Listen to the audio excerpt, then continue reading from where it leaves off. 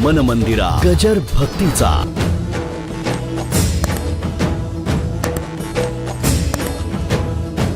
कोणत्याही गोष्टीकडे बघताना एक विशिष्ट दृष्टी पाहिजे, तरच समाधान मिळतं, नाही तर नाही मिळत समाधान. आई बाई आहे, बाई ही आई आहे, बायको ही बाई आहे, बहिणी बाई आहे, मैत्रिणी बाई आहे. पण बघण्याची दृष्टी भिन्न असेल तर नीट, नाहीतर घोटाळा इतका होईल की प्रत्येक क्षणाला चप्पल खावी लागेल. माझं बोलणं कळलं का? बाई ही बाईच आहे, बायको ही बाईच आहे, आई ही बाईच आहे, काकू शेजारची बाईच आहे. पण बघण्याची दृष्टी जर नीट असेल आणि देवाची नीटनेटकी बुद्धी ठेवली तर कोणाला काय हाक मारावं हे नीट कळेल, नाही तर जोडे खायची पाळी येईल. शेजारच्या बाईला वहिनीच म्हणावं, काकूच म्हणावं. अगं इकडे ये ग जरा, असं नाही म्हणू.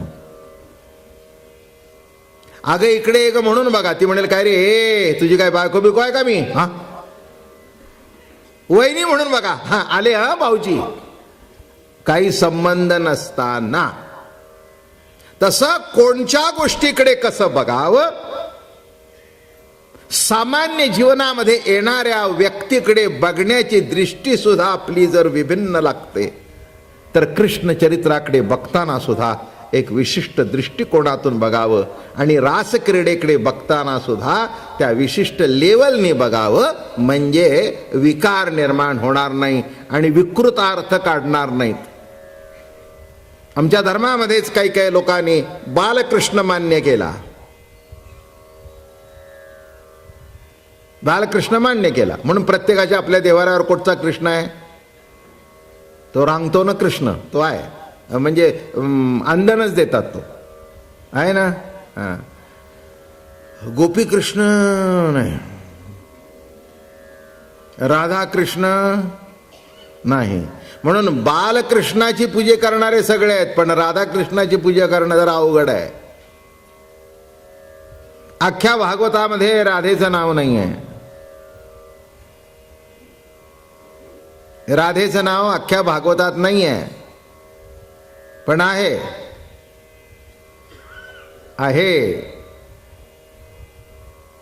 एक लक्षात घ्या, राधा ही शुकाचार्यांची गुरु आहे, राधा ही शुकदेवांची गुरु आहे. आणि आपल्याला कल्पना असेल नसेल, केव्हा तरी मागे सांगितलं होतं एकदा, नसेल लक्षातही नसेल, मागच्या जन्मी शुक एक पोपट होते, राघू होते आणि ते राधेकडून शिकले होते. श्रीकृष्ण कृष्ण कृष्ण कृष्ण कृष्ण म्हणायला कुठून शिकले होते? राधा त्यांची गुरु होती आणि राधा त्यांची गुरु असल्या कारणाने गुरुचं नाव कधी घेऊ नये, गुरुला नावाने कधी हक मारू नये. आणि म्हणून अख्ख्या भागवतामध्ये श्री ही उपाधी फक्त दोघांना आहे. एक श्री शुक वॉच आणि श्री कृष्ण वॉच. श्री कृष्ण आणि श्री शुक, श्री व्यास नाही. श्री व्यास नाही, कुणाच्याही नावामागे श्री लावलेलं नाही, पण शुकदेवांच्या मागे श्री लावलेलं श्री शुक. या शब्दाचा अर्थ कळला का? श्री म्हणजे राधा, त्यांच्या नावातच राधा आहे. आणि श्रीकृष्णाच्या नावातच राधा आहे. श्री कृष्ण म्हणजेच राधा कृष्ण. म्हणून लक्षात ठेवा, एकाची गुरु आहे आणि एक तिच्या स्मरणात आहे, असा हा श्री शुक आणि श्री कृष्ण. म्हणून गोपिकांचं वर्णन करत असताना गोपी म्हटलं, पण राधेचं नाव घेतलं नाही. केव्हा केव्हा हे गायक बघा, तुम्ही जर म्हटलं कुणाचं, क्या बोलू क्या बोलू, गुरु महाराज म्हटल्यावर कान धरतात. बघितलं का तुम्ही कसं अर्थात? अर्थ कळला तुम्हाला? काय अर्थ आहे? गुरुचं नाव एवढं मोठं आहे की आमच्या ह्या वाणीने घेण्याची आमच्या ह्या वाणीची लायकी नाही, पण कार्य कारण परत्वे घ्यावं लागलं म्हणून कान धरले. क्षमा करा महाराज, आपलं नाव घेण्याची योग्यता आमची नाही आहे, पण परिस्थितीजन्य घ्यावं लागलं. आणि काय होत होतं? राधेचं स्मरण झालं की शुकदेवजी समाधिस्थ होत होते. शुकदेवाने विचार केला की राधेचं नाव घेतल्यावर जर आपली समाधी लागते आणि याला 7 दिवसात उद्धार करायचा आहे, परीक्षिती राजायचा, इथेच जर समाधी लागली तर हिचा उद्धार कसा होणार? तेव्हा एकच करावं, हे भागवत कथा पूर्ण व्हायची असेल तर फक्त नाव घ्यायचं नाही, गोपी म्हणायचं, नाव घ्यायचं नाही. आता असे शुकाचार्य, अमलात्मा परमहंस शुकदेव, ज्ञानेश्वर महाराज म्हणाले, विषय जिनोनी जन्मले ते शुकादिकही दादुले, ते विषयोची वाणिता झाले भाट दयांचे. विषय जिंकून जन्माला जे आले, बघा विरोधाभास कसा आहे. विषय जिंकून जे जन्माला आले ते भगवंताच्या विषयाचं वर्णन करता करता त्याचे भाट झाले. त्याचं कारण काय? नव्हे काम तो भोगरती सुखाचा, निजानंद तो ओपिला अंतरीचा. काम, कामना, इच्छा. कोणते शब्द नीट समजून घ्या. काम, कामना, इच्छा. काम शब्दाचा अर्थ केवळ वाईटच आहे असं नव्हे, नाही का? भगवंताच्या ठिकाणी कामना निर्माण झाली आणि त्या कामनेतून विश्व निर्माण झालं. कामना, काम, कामना, इच्छा. इच्छा प्रगट झाली.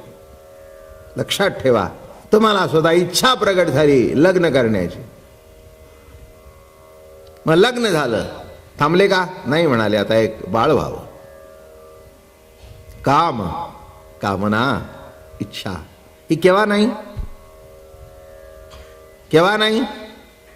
खाण्याची इच्छा, पिण्याची इच्छा, उत्तम पलंग असावा इच्छा, उत्तम कपडे असावे इच्छा. कशाची इच्छा नाही? प्रवचनाला नीटनेटकी जागा मिळावी,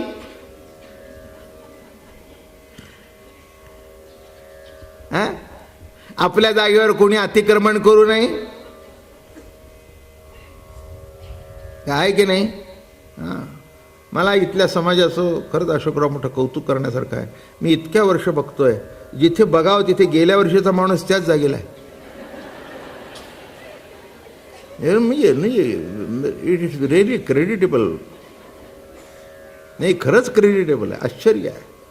मधली लाईन बघा, पुढची लाईन बघा, पुढची बघा, मागचा सुद्धा पुढे येत नाही, मागचा पुढे काय येत नाही म्हणा. अहो, म्हणाला गेले 5 वर्ष इथेच बसून ऐकतोय.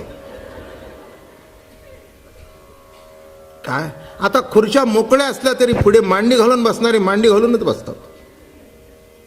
मी म्हटलं तुम्ही मांडी घालून का बसता? खुर्च्या तिथे आहेत ना. नाही हो म्हणले, समोरून बरं वाटतं. मी कशा करता सांगतोय? ही सुद्धा कामना आहेच, ही सुद्धा इच्छा आहेच. नाही कुणात कामना? बाबा महाराजात सुद्धा कामना आहे, नाही का? ती कामना आहे म्हणून तर प्रवचन चाललीत. ज्या दिवशी कामना संपेल त्या दिवशी प्रवचन बंद करून घरी बसेल. बोलणं कळलं काय? ज्या दिवशी कामना संपेल, आज प्रवचन करू नये, बंद बंद तर बंद. आज ती इच्छा आहे, कामना आहे. आपल्याकडे जे आहे, प्रभू जे आपल्याला सुचवतो ते लोकांना सांगावं. कुठेतरी थोडा जीवनामध्ये, या दुःखरूपी जीवनामध्ये एक तास का होईना आपल्याला आनंद देता आला तर द्यावा, ही कामना आहे.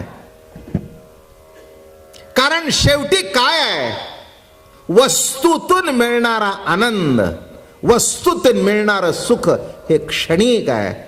आणि इथे मिळणारा जो आनंद आहे, नित्यानंदा पुढे आनंद तो कोण.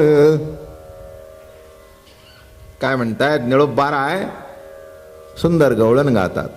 नित्यानंदा पुढे आनंद तो कोण, विषय सुख बाई बापुडे ते क्षीण, जेथे नसरेची वैकुंठ सदन, शेषशायी त्रिकुट भुवनवो,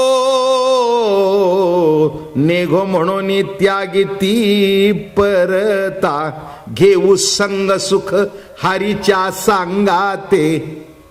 काय लिहितायत बघा, नित्यानंदा पुढे आनंद तो कोण.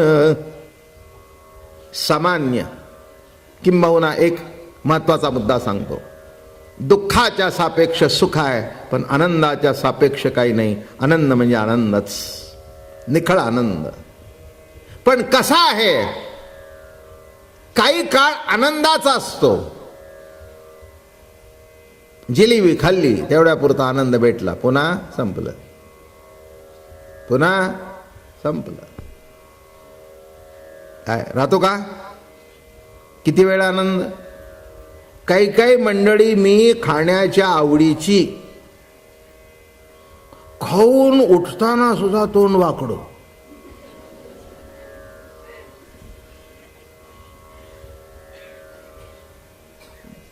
माझ्या आठवणीत आहे, आम्ही जुन्नरला गेलो होतो उत्सवाला. आणि जुन्नरला उत्सवाला गेल्यानंतर आमच्याबरोबर एक व्यक्ती होती, आबा त्यांचं नाव. खूप खाण्याची आवड त्या माणसाला. आणि सकाळचा नाश्ता तुम्हाला काय सांगू अशोकराव, अशी साजूक तुपातली अप्पा अशी जिलेबी, केशर विशर घातलेली, आहा हा हा, आणि सुंदर भजी. उठून जाऊ नका,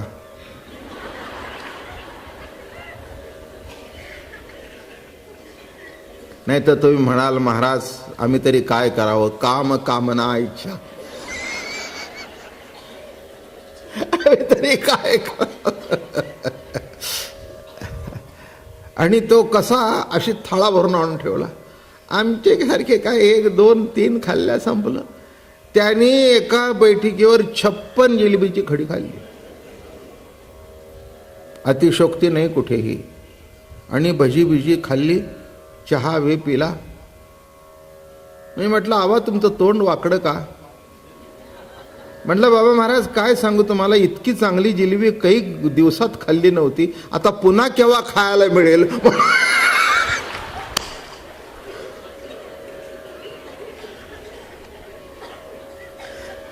पुन्हा केव्हा खायला मिळेल. आणि 56च का खाल्ली, अजून देवाने कपॅसिटी का दिली नाही.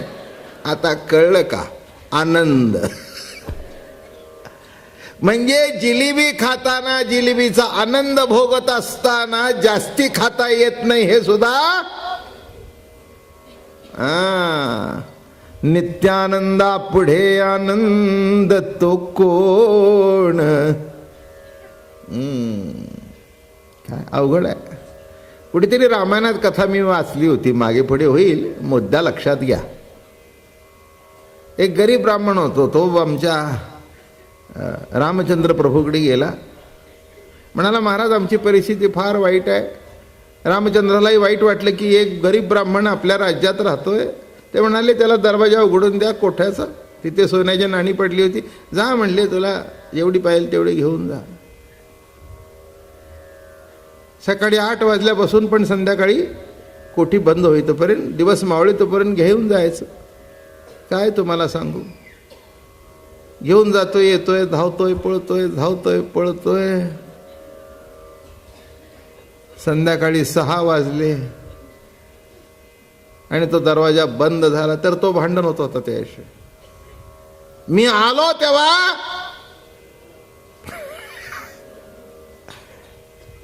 मी आलो तेव्हा नुकता दरवाजा अर्धा झाला होता, अजून टाइम झालेला नाही.